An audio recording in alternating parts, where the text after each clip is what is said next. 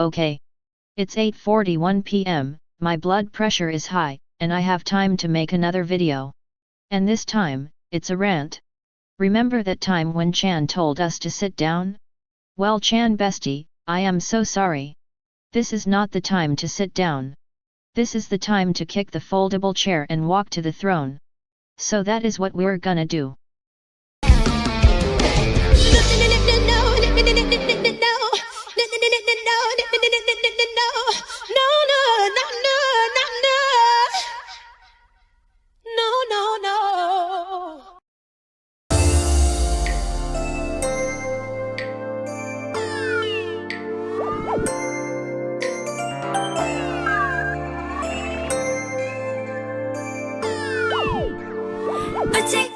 Like that.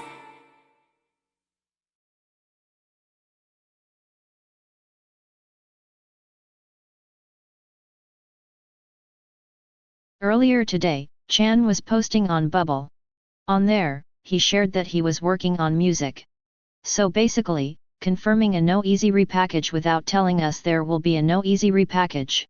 Well, in a moment of vulnerability, he went on to share how he is constantly working hard on improving himself, because he feels like he could improve in certain areas, and how he wants to make music and be an artist that the rest of Stray Kids and Stays, the fandom, not the toxic ones, can be proud of.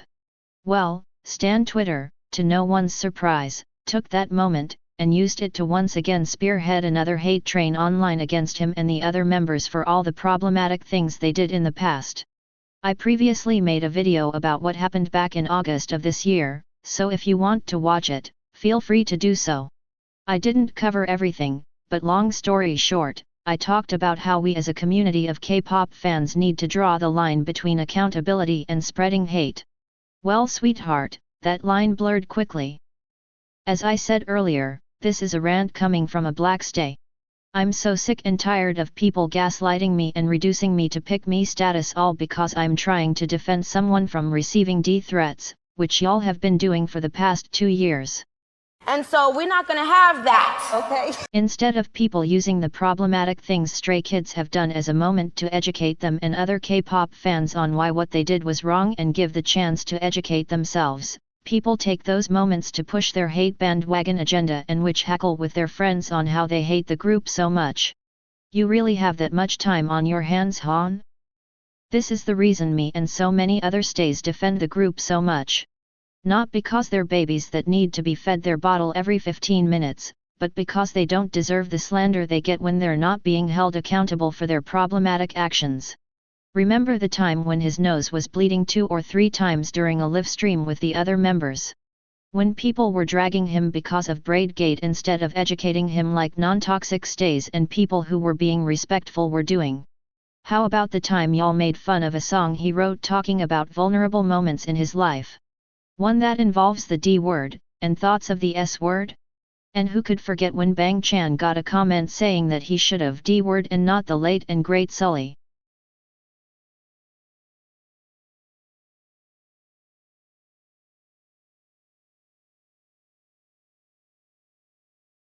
Whenever all that happened 2 years ago, I resented many people for spreading so much vicious hatred. This was also the moment when Stays as a fandom became overly protective of Stray Kids. Including me.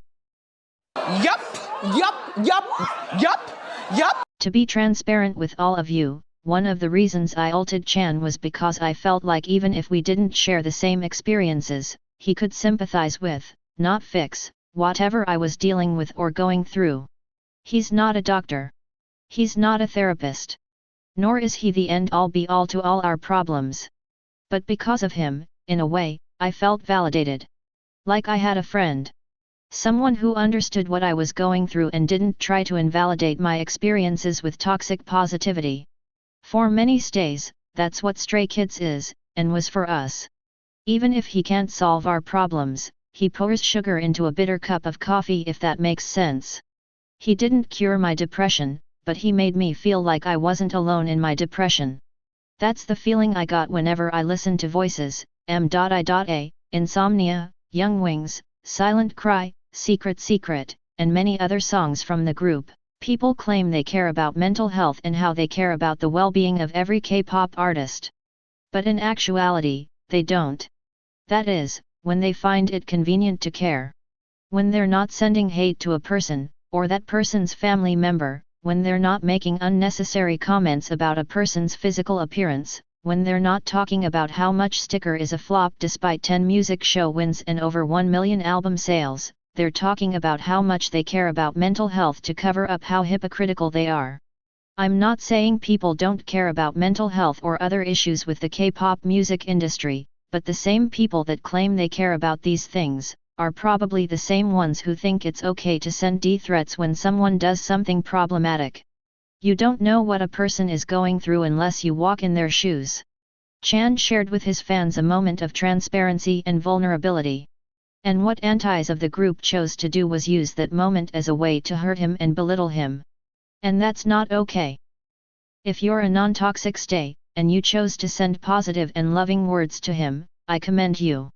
You are part of the reason why I stay with the members and still support them to this day. Because when they aren't doing something offensive, they care about the fans and the people around them. As for the antis, come to the front row because I saved you a seat. I'm going to say this one last time, and I'm not going to address this anymore if this happens again. In Chan's case especially, what he did in the past was wrong. What the other members of the group did was wrong.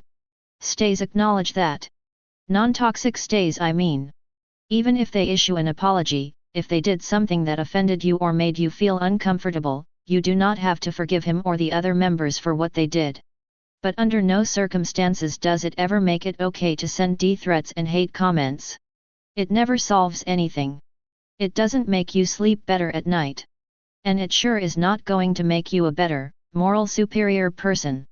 If you're going to hold people, and in this case K-pop artists, accountable for the problematic things that they did, go ahead and do so.